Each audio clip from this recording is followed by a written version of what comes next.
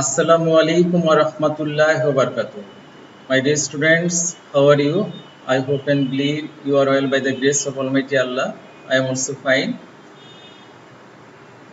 First of all, I said Shukriya Alhamdulillah to great Allah who has made me alive and given the ability to take the class. I also thank the authority of Dhoni University College for arranging this online class and giving the opportunity to participate it. Before starting my class, I would like to introduce myself. I am Mohammad Nurul Alam Siddiqui, lecturer, Department of English.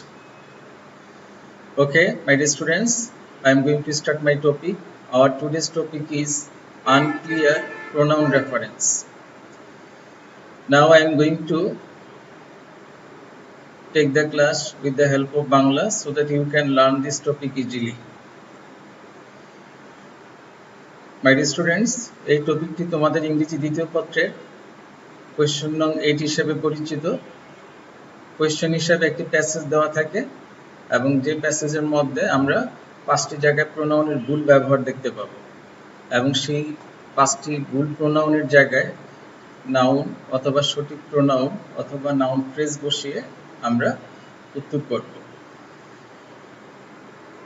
তাহলে আমাদের আলোচনার এই পর্যায়ে আমি মূল আলোচনায় চলে যাই। আমাদের আজকের টপিক আনক্লিয়ার প্রোনাউন রেফারেন্স। প্রথমে আমরা জেনে নিই যে শুধু নাউনের পরিবর্তে প্রোনাউন বসে, নাউন ব্যতীত অন্য কোনো পার্ট অফ স্পিচের পরিবর্তে প্রোনাউন বসে না। প্রোনাউন যে নাউনের পরিবর্তে বসে তাকে অ্যান্টিসিডেন্ট বলে, আর অ্যান্টিসিডেন্টের অর্থ হচ্ছে সূচনা বা পরিচয়, যার সিনোনিম হচ্ছে ইন্ট্রোডাকশন। সেন্টেন্স মেকিংয়ে এই নাউন বা অ্যান্টিসিডেন্টের ব্যবহার খুবই গুরুত্বপূর্ণ। কোনো একটি সেন্টেন্সে যখন দুই বা ততোধিক নাউন বা অ্যান্টিসিডেন্ট থাকে এবং পরবর্তীতে যদি একটি single pronoun he, she, it etcetera থাকে, তখন উক্ত প্রোনাউনটি যে কোন নাউনকে বোঝাচ্ছে সেটি স্পষ্ট নয়। প্রোনাউনের এই অস্পষ্ট ব্যবহারই আনক্লিয়ার প্রোনাউন রেফারেন্স। আমি আবারও বলছি, যখন দুই বা ততোধিক নাউন থাকে প্রথম সেন্টেন্সে, পরবর্তীতে যখন আমরা ওই দুই বা ততোধিক নাউনের পরিবর্তে যে কোনো একটি নাউন নিয়ে আলোচনা করতে যাই, তখন সেক্ষেত্রে প্রোনাউন বসালে ওই প্রোনাউনটি অস্পষ্ট হিসেবে বিবেচিত হয়। তখন এই অস্পষ্ট প্রোনাউনের জায়গায় আমাদেরকে সঠিক নাউনটি বসাতে হয়। আর প্রোনাউনের এই অস্পষ্ট ব্যবহারই হচ্ছে আনক্লিয়ার প্রোনাউন রেফারেন্স। প্রিয় শিক্ষার্থীরা, এই প্রোনাউন ব্যবহারের প্রোনাউনের পাশাপাশি আমরা এখানে অ্যাডজেক্টিভ, ভার্ব, অ্যাডভার্বের ব্যবহার দেখব। তাই যেহেতু অনেকদিন করোনা, এই করোনার মধ্যে দিয়ে তোমরা অতিবাহিত করতেছো, বলা যায় একটি ডিফিকাল্ট সময়, তোমরা ক্রিটিক্যাল টাইম তোমরা পাস করতেছো। সেজন্য দেখা যাচ্ছে যে অনেকেই হয়তো ঠিকমতো পড়াশোনা করতে পারোনি বা পূর্ববর্তী অনেক স্মৃতি হয়তো তোমাদের মনে নাও থাকতে পারে। সেজন্য আমি noun, pronoun, adjective, verb, adverb সম্পর্কে একটু আলোকপাত করতে চাই। প্রথমে আসি নাউন নিয়ে। কোনো কিছু নাম হলে নাউন যে তাকে বলে। করিম, রহিম, জল, শ্রেণী ও শৈশব নাউনের উদাহরণ, মনে রেখো এসব। প্রোনাউন নামের পরিবর্তে বসে নাম, তাকে বলে সর্বনাম। আমি, তুমি, আসে সর্বনামের উদাহরণ, দিলাম যে। অ্যাডজেক্টিভ ভালো মন্দ বেশি কম এসবে বোঝায় বিশেষণ। ভার্ব বিইং অর ডুইং ওয়ার্ডস বোঝাবে যখন, ভার্ব হিসেবে জানিবে তখন। অ্যাডভার্ব যে ওয়ার্ড, ভার্ব, অ্যাডজেক্টিভ এবং অ্যাডভার্বকে মডিফাই করবে তাকে অ্যাডভার্ব হিসেবে জানিবে। তাহলে আমরা মোটামুটি পাঁচটা পার্টস অফ স্পিচ সম্পর্কে একটু ধারণা পেলাম। এখন আমি চলে যাব আমাদের আজকের মূল আলোচনায়। সেটা হচ্ছে যে আমরা কিভাবে আনক্লিয়ার প্রোনাউন রেফারেন্সের এই প্যাসেজ থেকে, কোশ্চেনের প্যাসেজ থেকে উত্তরটি তৈরি করব। আমরা এখানে তিনটি নিয়ম নিয়ে আলোচনা করব। আশা করি তিনটি নিয়ম যদি তোমরা ঠিকমতো বোঝার চেষ্টা করো এবং বুঝতে পারো, তাহলে মোটামুটি বলা যায় অনেকটাই সফল কাম হবে ইনশাআল্লাহ। প্রথমে আসি, দুই বা ততোধিক নাউন বা অ্যান্টিসিডেন্টের পর যখন একটি নাউনের উল্লেখ করবে, একটি নাউনের কথা উল্লেখ থাকবে, সেখানে প্রোনাউন না বসিয়ে ওই নাউনটি বসাতে হয়। আমি আবারও বলি, দুই বা ততোধিক নাউনের পরে যদি কোনো একটি নাউন নিয়ে আলোচনা করা হয়, তাহলে সেই নাউনটির জায়গায় ওই নাউনটি বসাতে হবে, কোনো প্রোনাউন বসানো যাবে না। For example, yesterday I bought a pen and a pencil. Unfortunately it was lost, so I bought a pen again. এই সেন্টেন্সে আমরা দেখতে পাচ্ছি যে একটি পেন এবং একটি পেন্সিল প্রয়োগ করা হয়েছিল, কিন্তু পরবর্তীতে বলা হচ্ছে ইট ওয়াজ লস্ট। এখন আনফরচুনেটলি ইট ওয়াজ লস্ট, এখানে ইট কাকে বোঝাচ্ছে? সেটা কি ইট কিন্তু পেন এবং পেন্সিল উভয়েরই প্রোনাউন। তাহলে আমরা যদি এই ক্ষেত্রে শুধু ইট বসাই তাহলে বোঝা যাচ্ছে যে এটা কোনটাকে ইন্ডিকেট করতেছে সেটা বোঝা যাচ্ছে না, বরং এটা অস্পষ্ট বোঝা যাচ্ছে। তাহলে এই ক্ষেত্রে আমাদের কি করতে হবে? নাউন বসিয়ে ক্লিয়ার করতে হবে। তাহলে আমরা দেখি যে প্যাসেজের পরবর্তী অংশে বলা হয়েছে so I got a pen again, তার মানে হচ্ছে যে আমি পেনটি হারিয়েছি সেজন্য আমি আরেকটা পেন কিনেছি। তাহলে ইটের জায়গায় আমরা দ্য পেন ইউজ করব। Unfortunately the pen was lost. এবার আমরা আসি প্রোনাউনের সেকেন্ড রুলে। প্রোনাউন যে নাউনকে ইন্ডিকেট করেছে সেটি স্পষ্ট হলে সেখানে উক্ত ভুল প্রোনাউনটির জায়গায় সঠিক প্রোনাউন বসাতে হবে। নিয়মটা আমি একটু এভাবে তোমাদের সামনে উপস্থাপন করি। সেটা হচ্ছে যখন আমরা দেখব যে এখানে প্রোনাউনই বসবে, অর্থাৎ পূর্ববর্তীতে একাধিক নাউন নেই এবং অথবা যে নাউনটাকে ইন্ডিকেট করা হচ্ছে সে নাউনটা বোঝা যাচ্ছে, স্পষ্ট বোঝা যাচ্ছে, তাহলে সেই ক্ষেত্রে আমরা ওই প্রোনাউনের জায়গায় যদি সেটা ভুল হিসাবে থাকে সঠিক প্রোনাউন বসাবো। For example, without education women can not be uplifted, so proper education should be given her. তাহলে আমরা এখানে দেখতে পাচ্ছি যে হার প্রোনাউনটি উইমেনের পরিবর্তে বসেছে, উইমেনকে ইন্ডিকেট করতেছে। তাহলে এখানে স্পষ্ট যে এখানে প্রোনাউন বলবে, কিন্তু একটা প্রবলেম হচ্ছে যে উইমেন হচ্ছে প্লুরাল আর হার হচ্ছে সিঙ্গুলার। তাহলে এক্ষেত্রে আমাদের কি করতে হবে? সিঙ্গুলারের জায়গায় প্লুরাল প্রোনাউন ইউজ করতে হবে। তাহলে আমরা এখানে উইমেনের প্লুরাল প্রোনাউন হচ্ছে কি, হারের জায়গায় কি হবে? দেম বসাবো। প্রিয় শিক্ষার্থীরা বুঝতে পারতেছো? তাহলে আমরা এখানে হারের জায়গায় কি বসাবো? দেম বসাবো।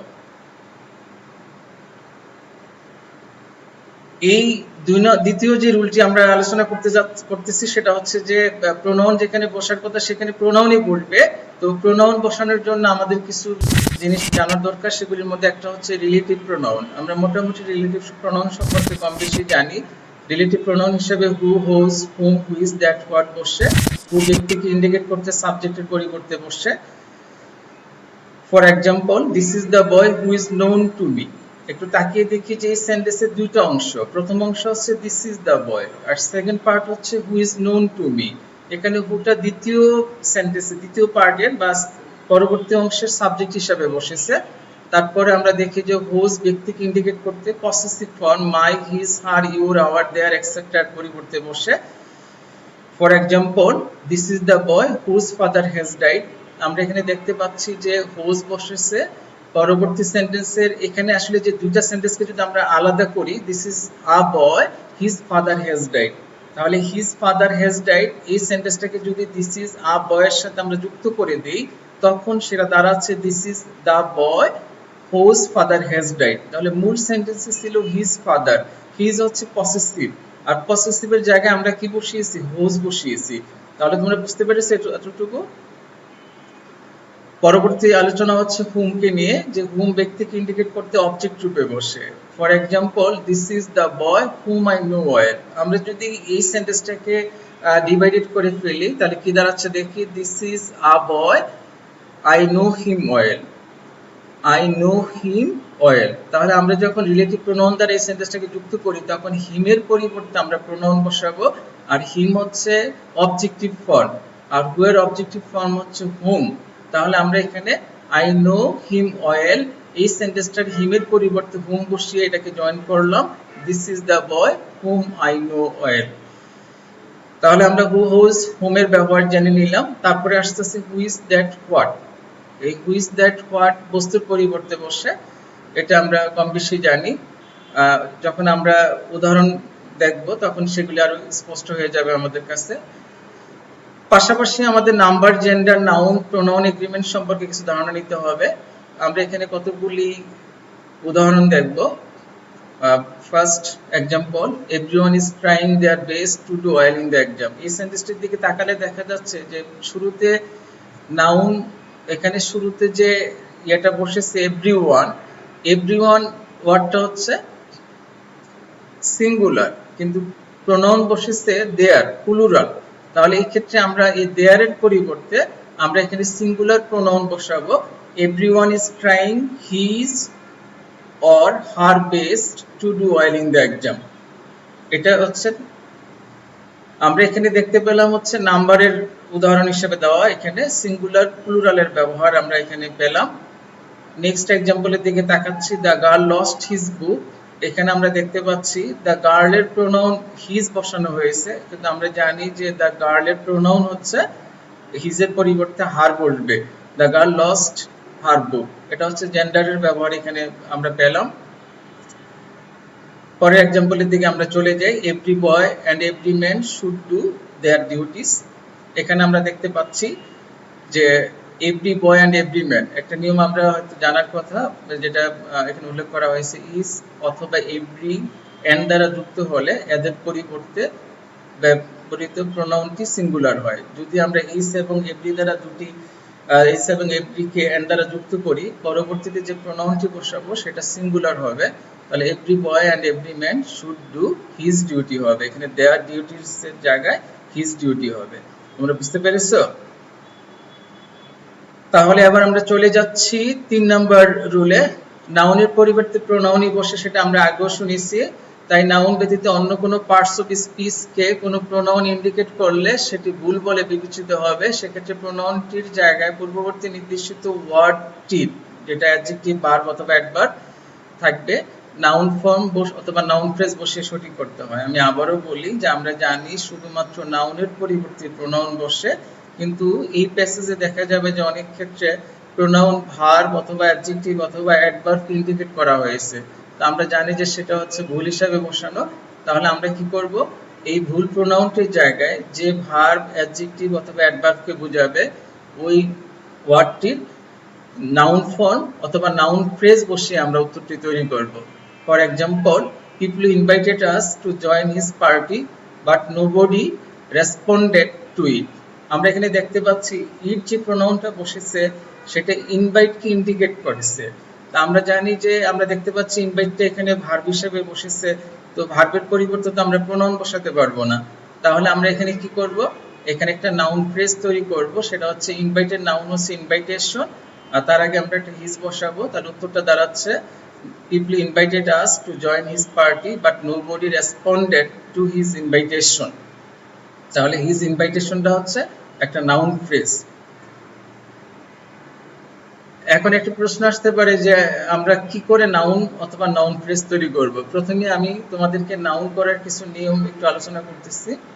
যে সকল ভার্বের নাউন ফর্ম নেই তাদের ক্ষেত্রে আইএনজি যোগ করে নাউন করতে হয়, যেমন come, coming, write, writing, eat, eating, sit, sitting, teach, teaching. যে সকল ভার্বের শেষে মিট থাকে তাদের ক্ষেত্রে শেষে টি বাদ দিয়ে ডাবল এস আই ওএন যোগ করে নাউন করতে হয়, যেমন admit, admission, permit, permission, submit, submission, omit, omission, emit, emission, transmit, transmission. যে সকল ভার্বের শেষে ডাবল ইডি থাকে তাদের ক্ষেত্রে ই ডাবল এস বসিয়ে নাউন করতে হয়, succeed, success, exceed, excess, proceed, process. যে সকল ভার্বের শেষে ডিউস থাকে তাদের ক্ষেত্রে ডাকশন বসিয়ে নাউন করতে হয়, reduce, reduction, produce, production, introduce, introduction. যে সকল ভার্বের শেষে টি বা টি থাকে তাদের ক্ষেত্রে টি আই ওএন যোগ করে নাউন করতে হয়, promote, promotion, liberate, liberation, educate, education, collect, collection, select, selection, participate, participation. কিন্তু কতগুলি ভার্ব আছে যাদের শেষে টি বা টি থাকবে কিন্তু তাদের ক্ষেত্রে টেশন যোগ করে নাউন করতে হয়, যেমন invite, invitation, recite, recitation, aspect, aspectation, fragment, fragmentation, present, presentation, transport, transportation, tempt, temptation, limit, limitation. যে সকল ভার্বের শেষে এফ ওয়াই থাকে তাদের ক্ষেত্রে ফিকেশন বসিয়ে নাউন করতে হয়, যেমন classify, classification, purify, purification, justify, justification. যে সকল ভার্বের শেষে এসি বা জেডি থাকে তাদের ক্ষেত্রে এসে টিআইওএন অথবা জেডে টিআইওএন যোগ করে নাউন করতে হয়, যেমন realise, realisation, industrialise, industrialisation, socialise, socialisation. কতগুলি ভার্ব রয়েছে যাদের শেষে এল যোগ করে নাউন করতে হয়, যেমন propose, proposal, remove, removal, refuse, refusal, approve, approval, deny, Daniel, try, trial, arrive, arrival, dispose, disposal. যে সকল অ্যাডজেক্টিভের শেষে এএনটি অথবা ইএনটি থাকে তাদের ক্ষেত্রে শেষের টি বাদ দিয়ে সি যোগ করে নাউন করতে হয়, যেমন assistant, assistance, innocent, innocence, important, importance, ignorant, ignorance, absent, absence, present, presence. যে সকল ভার্বের শেষে অ্যাডজেক্টিভের শেষে টি বা টি থাকে তাদের ক্ষেত্রে সিওয়াই যোগ করে নাউন করতে হয়, যেমন private, privacy, accurate, accuracy, secret, secrecy. যে সকল অ্যাডজেক্টিভের শেষে বিএলই থাকে তাদের ক্ষেত্রে বি এর পরে আই, এল এর পরে আই, শেষে টি ওয়াই, তাহলে আমরা নাউন পাই, যেমন able, ability, capable, capability, available, availability. যে সকল অ্যাডজেক্টিভের শেষে ওআর অথবা এআর থাকে তাদের ক্ষেত্রে আইটিওয়াই বসিয়ে নাউন করতে হয়, পপুলার, পপুলারিটি। যে সকল অ্যাডজেক্টিভের শেষে ও ইউএস থাকে তাদের ক্ষেত্রে আইটিওয়াই বসিয়ে নাউন করতে হয়, ফেরোসাস, ফেরোসিটি।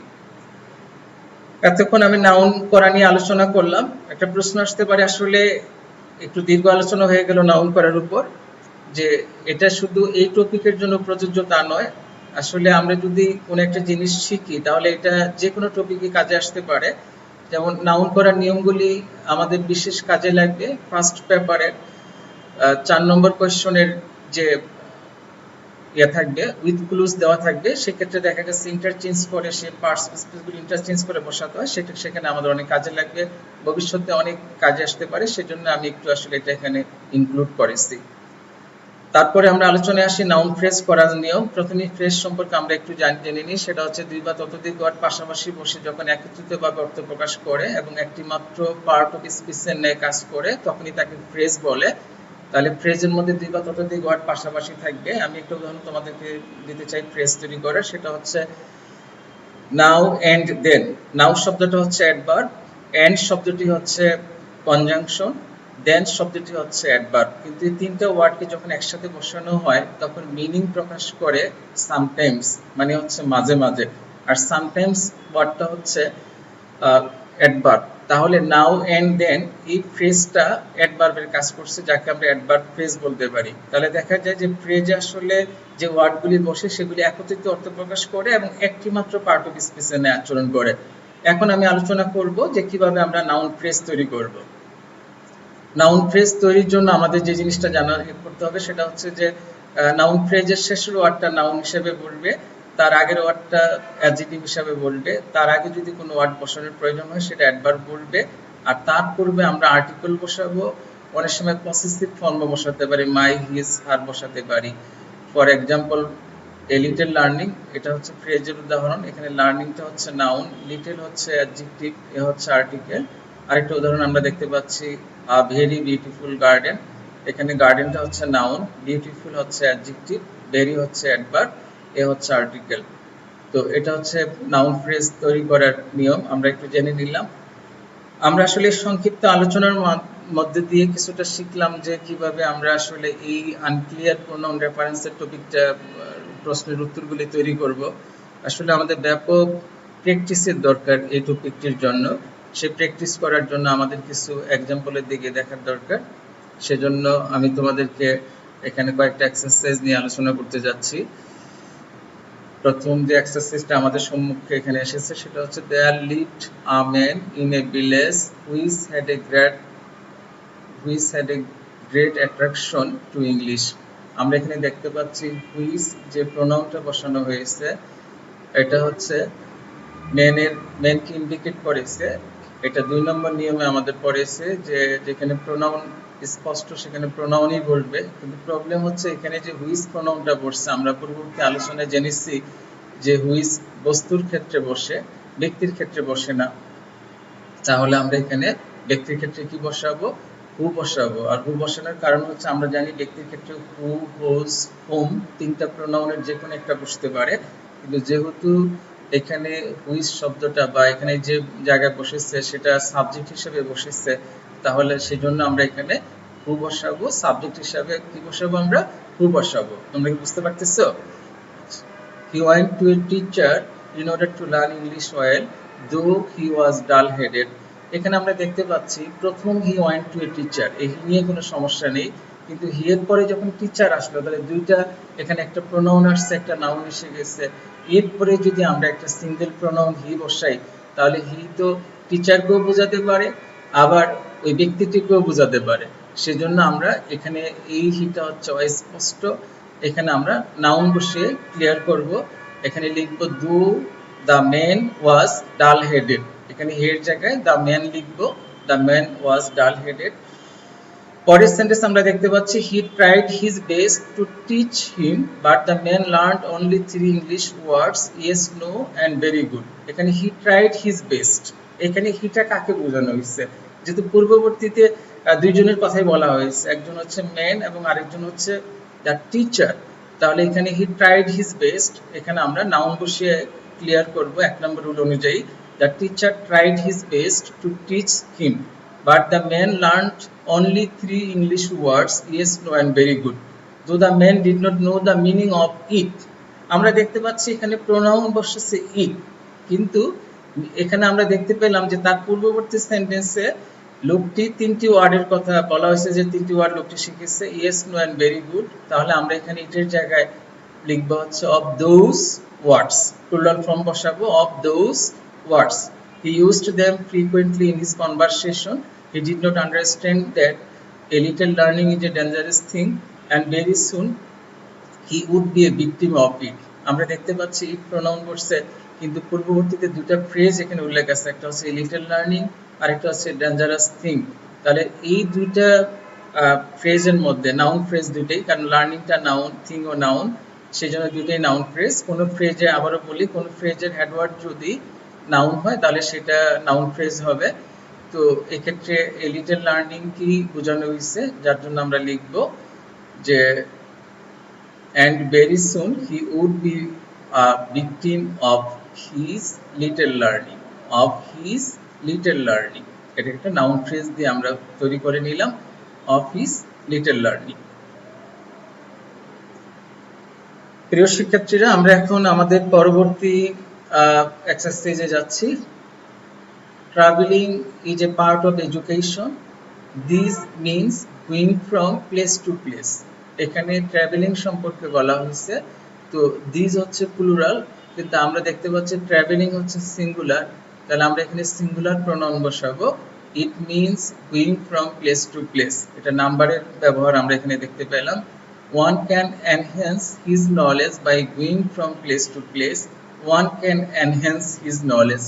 তোমরা জানো একটা নিয়ম, সেটা হচ্ছে যে কোনো সেন্টেন্সের শুরুতে যদি ওয়ান থাকে এবং পরবর্তীতে যদি প্রোনাউন বসাতে হয়, তাহলে ওয়ান এর প্রোনাউন হিসাবে ওয়ান্স বসবে, কারণ ওয়ান এর প্রোনাউন হচ্ছে ওয়ান্স, পসেসিভ ফর্ম হিসাবে এখানে ওয়ান্স বসবে। আমরা দেখতে পাচ্ছি হিজ হচ্ছে পসেসিভ ফর্ম, আর ওয়ান এর পসেসিভ ফর্ম হচ্ছে ওয়ান্স, কারণ ওয়ান, ওয়ান্স, ওয়ান, ওয়ান এর পসেসিভ ফর্ম হচ্ছে ওয়ান্স আর অবজেক্টিভ ফর্ম হচ্ছে ওয়ান।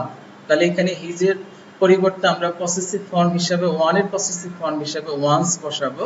তার উত্তর দাঁড়াচ্ছে one can enhance one's knowledge by going from place to place. Travelling gives one the opportunity to see the unseen and know the unknown। এখানে travelling সঠিক আছে, আসলে এটা রেড মার্কিং করা হয়ে গেছে, আসলে এটা সঠিক, এটা ঠিক থাকবে। Some people are averse to traveling, some people are averse হচ্ছে এখানে প্রকাশ পেয়েছে অনীহা to travelling. This limit his vision, তাহলে আমরা দেখতে পাচ্ছি যে এখানে দিস যে প্রোনাউনটি বসানো হয়েছে এটা অ্যাভার্সকে ইন্ডিকেট করছে। তাহলে অ্যাভার্স শব্দটা আমরা দেখি এখানে আর এর পরে বসছে, আমরা জানি, অনেকে হয়তো জানি যে বি ভার্বের পরে সাধারণত অ্যাডজেক্টিভ বসে, তাহলে অ্যাভার্স শব্দটা হচ্ছে অ্যাডজেক্টিভ, যেহেতু অ্যাডজেক্টিভের পরিবর্তে দিস বসানো হয়েছে, তাহলে আমরা জানি যে অ্যাডজেক্টিভের পরিবর্তে কোনো প্রোনাউন বসে না। তাহলে এটা 3 নম্বর নিয়ম অনুযায়ী আমরা এখানে নাউন অথবা নাউন ফ্রেজ বসাবো। তাহলে আমরা অ্যাভার্সের যে নাউন সেটা হচ্ছে অ্যাভার্জন, তাহলে উত্তরটা হবে দিস অ্যাভার্জন এ অনীহা লিমিটস হিজ ভিশন। এখানে আরেকটা ত্রুটি আমাদের চোখে আসতেছে, সেটা হচ্ছে হিজ, তাহলে এখানে সাম পিপলের কথা বলা হয়েছে আর পরবর্তী সেন্টেন্সে হিজ বলা হচ্ছে, তাহলে এখানে নাম্বার অনুযায়ী আমরা এখানে দেয়ার লিখব। This aversion limits their vision. However, by traveling to different parts of the world, my knowledge can be enriched। এখানে my knowledge বোঝানো হয়েছে আসলে, কিন্তু আমরা এখানে দেখতে পাচ্ছি যে ওয়ান দিয়ে শুরু হয়েছিল, তাহলে ঠিক আগের মতো his knowledge এর মতো এখানে পসেসিভ ফর্ম বসবে, one's knowledge can be enriched. আমরা এবার এক্সারসাইজ 3 তে চলে যাচ্ছি। Teaching is a profession who is full of challenge. আমরা দেখতে পাচ্ছি যে টিচিং সম্পর্কে এখানে বলা হয়েছে, আর প্রোনাউন হিসেবে হু বসানো হয়েছে। রিলেটিভ প্রোনাউনের ব্যবহার আমরা এখানে দেখতে পাচ্ছি। আমরা জানি যে রিলেটিভ প্রোনাউন ব্যক্তির ক্ষেত্রে শুধু হু বসে, যেহেতু টিচিংটা বেশ ব্যক্তি নয়, তাহলে আমরা এখানে হু এর পরিবর্তে হু ইজ বসাবো। Teaching is a profession which is full of challenge. I want to be a teacher because you like working with children. আসলে এখানে বলা হয়েছে I want ফার্স্ট পারসন দিয়ে শুরু হয়েছে সেন্টেন্সটি, তাহলে পরবর্তীতে সেকেন্ড পারসন না হয় ফার্স্ট পারসনই হবে। পারসন অনুযায়ী এখানে সঠিক করতে হবে। I want to be a teacher because I like working with children. But my father argues that one cannot make much money from it. আমরা এখানে দেখতে পাচ্ছি but my father argues that ওয়ানটা আসলে ওয়ান হবে না, যেহেতু এখানে ফার্স্ট পারসন দিয়ে শুরু হয়েছে। আমরা জানি ওয়ানটা অজানা নাউনের ক্ষেত্রে ওয়ান বসে, তো এই ক্ষেত্রে আমরা ওয়ানের জায়গায় আমরা লিখবো হচ্ছে that I can not make mass money from ইট।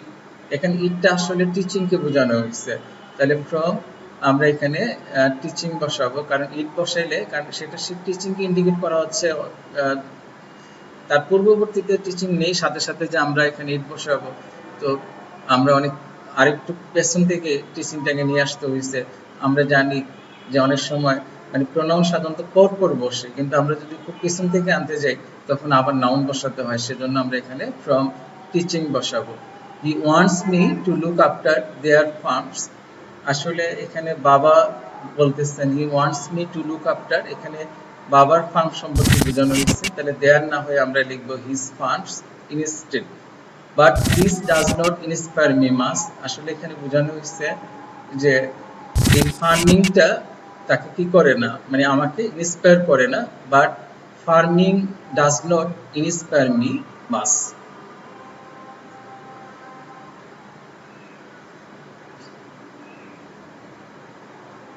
আমরা পরে এক্সারসাইজের দিকে চলে যাই। Women are nowadays as important as men in society. She constitutes nearly half of our total population. আমরা দেখতে পেলাম এখানে she বোঝানো হয়েছে উইমেনকে, আর উইমেন হচ্ছে প্লুরাল, তাহলে she এর পরিবর্তে আমরা এখানে প্লুরাল প্রোনাউনই বসাবো। সেটা হচ্ছে আমরা এখানে দে বসাবো, দে কনস্টিটিউট হবে, তখন কনস্টিটিউটের সাথে এসটা থাকবে না। They constitute nearly half of our total population. No nation can make real progress keeping half of it in darkness. আসলে ইট দ্বারা এখানে বোঝানো হয়েছে টোটাল পপুলেশনকে, কিন্তু এটা আসলে স্পষ্ট নয়, এখানে নাউন বসিয়ে স্পষ্ট করতে হবে। তাহলে উত্তরটা হবে no nation can make real progress keeping half of its population in darkness without the uplift of women it is not at all possible. এখানে আসলে ইট বোঝানো হয়েছে, প্রোগ্রেসকে ইন্ডিকেট করা হয়েছে, কিন্তু এখানে অনেকগুলি পূর্বে অনেকগুলি নাউন থাকার কারণে এখানেও এটা অস্পষ্ট। আমরা এখানে নাউন বসিয়ে স্পষ্ট করব, সেটা হচ্ছে progress is not at all possible.